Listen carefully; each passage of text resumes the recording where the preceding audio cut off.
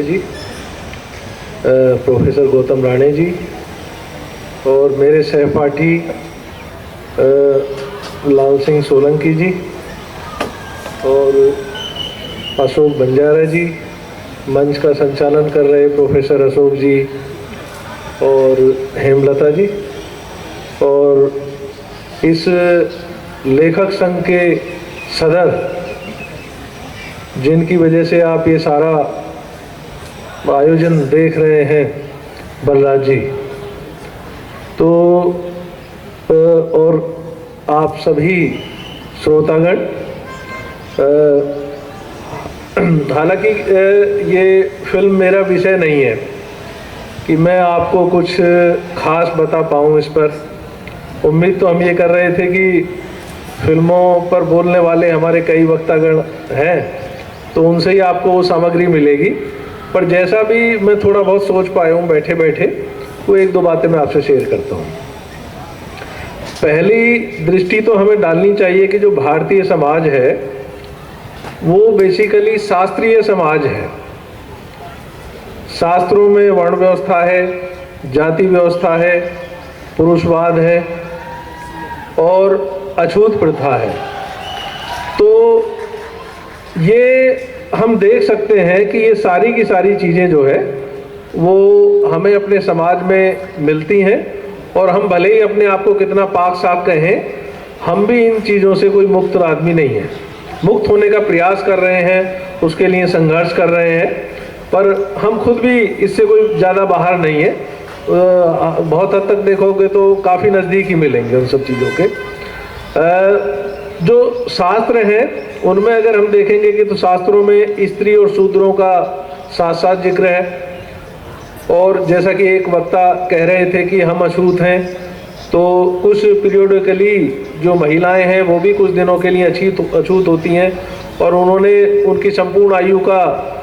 कुछ समय बताया कि वो इतने साल जो है अपने जीवन में अछूत मानी जाती हैं कि जिनमें वो रसोई में प्रवेश नहीं कर पाती हैं। और आज तक हम देख रहे हैं कि ढोल गवार शूद्र पशु नारी वाली जो बात आती है कि शूद्रों का और स्त्रियों का लगभग बराबर साथ साथ जिक्र होता आ रहा है। और ये सत्र भी रखा गया है कि जो दलित हैं और स्त्री हैं फिल्मों में उनकी क्या स्थिति है। तो पहली बात तो ये कि जो हमारा समाज है वो पौराणिक मानसिकता का समाज है, और जो फिल्म निर्माण से जुड़े हुए लोग थे उनकी भी मानसिकता ठीक वही थी कि जो एक तो फिल्म में उनके निर्माता निर्देशक और दूसरा दर्शक, दोनों की मानसिकता जो है एक तरह से पौराणिक थी। तो प्रारंभ में जब फिल्म इंडस्ट्री अस्तित्व में आई तो उसी तरह की फिल्में बननी शुरू हुई कि जिसमें राजा हरिश्चंद्र वगैरह का आप नाम ले सकते हैं। हालांकि उसमें दलित का अगर जिक्र करें तो संत रैदास भी फिल्म शुरू में ही बन गई थी। तो जो पौराणिक मानसिकता का समाज था, तो वो मानसिकता आज तक जो है मतलब समाज में जो है एक तरह से ट्रैवल कर रही है। तो इसलिए उन फिल्मों में भी वर्ण व्यवस्था, पुरुषवाद, जातिवाद डायरेक्ट इनडायरेक्ट कहीं ना कहीं हमें मिलता है। दूसरी बात फिल्मों के बारे में ये है कि फिल्म जो है जहाँ इस तरह की मानसिकता को लेके चलती है, तो साथ में वो कला का माध्यम भी है। और जहाँ तक हम देखते हैं कि कलाओं से दलित जुड़े रहे हैं, लेकिन कलाएं जैसे आर्थिक रूप से कुछ देने की स्थिति में आई तो वहाँ से दलित जो है बाहर हो गए या कर दिए गए। उनका वहाँ से जहाँ अर्थ ज़्यादा मिलता है कि जैसे आप देखते हैं कि जब जूतों के कुछ पैसे नहीं मिलते थे तो हमारे लोग बनाते थे, और अब जूता उद्योग मतलब चमड़ा उद्योग आ गया, इतनी बड़ी बड़ी दुकानें खुल गई, शोरूम हो गए, तो उसका जो लाभ है वो तमाम सवर्ण समुदाय उठा रहा है। तो ठीक फिल्मों के बारे में भी यही है, कला के मामले में भी यही है कि जब कला कुछ अर्थ को देने की स्थिति में आई तो उस क्षेत्र से हमारे लोग जो है बाहर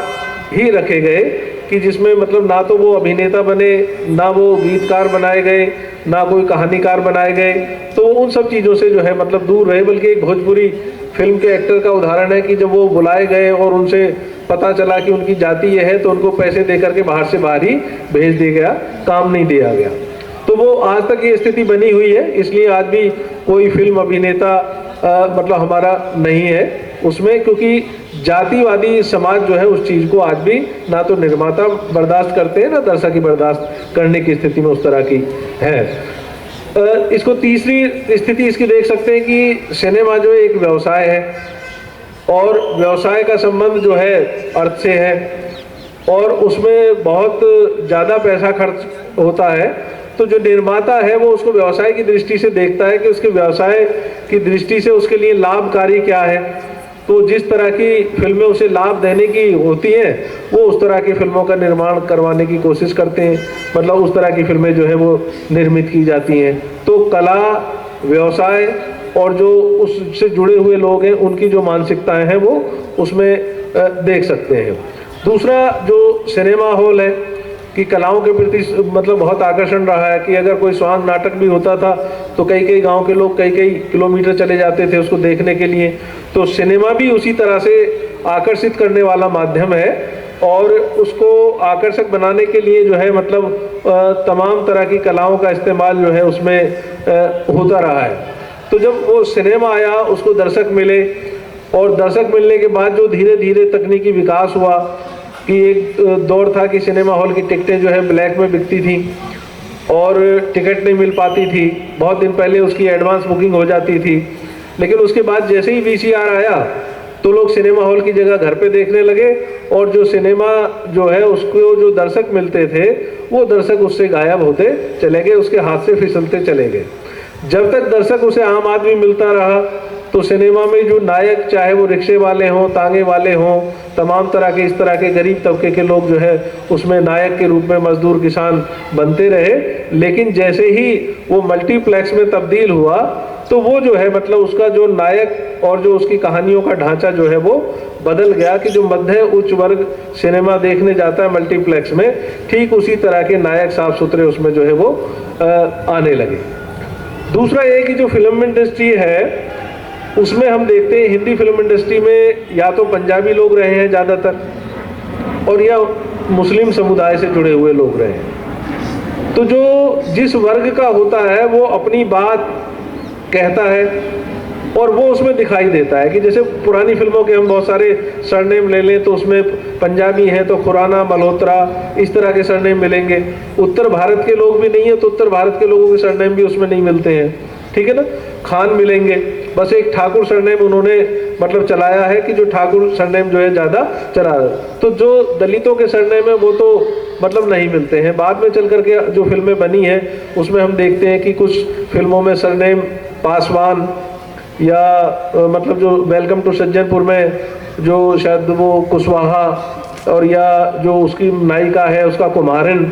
और उनके व्यवसाय भी उसने मतलब दिखाए गए कि जो कुशवाहा है उसकी माँ सब्जी बेचने का काम करती है और जो नायिका कुमारी है वो बर्तन बनाने का काम वहाँ होते हुए दिखाया गया है, ठीक है ना। कई जगह जो चित्र हैं वो ख़राब भी किए गए हैं कि जैसे जानी दुश्मन फिल्म हम देखते हैं और उसमें एक जूता दिखाया जाता है और उसमें पूछते हैं कि मंगू चमार तुम ये बताओ कि ये जूता किसका है। वो नकारात्मक रूप में बड़े इस्तेमाल हुए। बहुत सारी फिल्मों के गाने ऐसे बने कि जैसे हमारे पिताजी बताते हैं कि एक सुल्ताना डाकू फिल्म बनी थी, हमारे होश से पहले की बात है, तो उसमें गाना ये था कि आ जा रही तो भंगन की छोकरिया, कहाँ न रखी तेरी झाड़ू और टोकरिया। अभी जब बहन कुमारी मायावती की सरकार थी तो उसमें शायद आजा नचले फिल्म है, उसमें एक गीत था आजा नचले नचले, तो उसमें एक पंक्ति इस्तेमाल की गई थी कि मोची भी खुद को कहे सुनार है, ठीक है। तो जिसपे मतलब बहन मायावती ने उस फिल्म पे जो है बैन लगाया था उत्तर प्रदेश में और वो फिल्म चलने से रोकी गई थी। तो इस तमाम तरह की चीज़ों से हम अंदाज लगा सकते हैं कि जो फिल्म से जुड़े हुए लोग हैं उनकी मानसिकता किस तरह की है, ठीक है ना। फिल्मों में जो डायलॉग हैं उसमें देखते हैं कि जो ठाकुरों का जिक्र आया, ठाकुर जुबान के पक्के होते हैं। और या एक सूर्या फिल्म थी कि उसमें आया कि हमारा नाम राजपाल चौहान है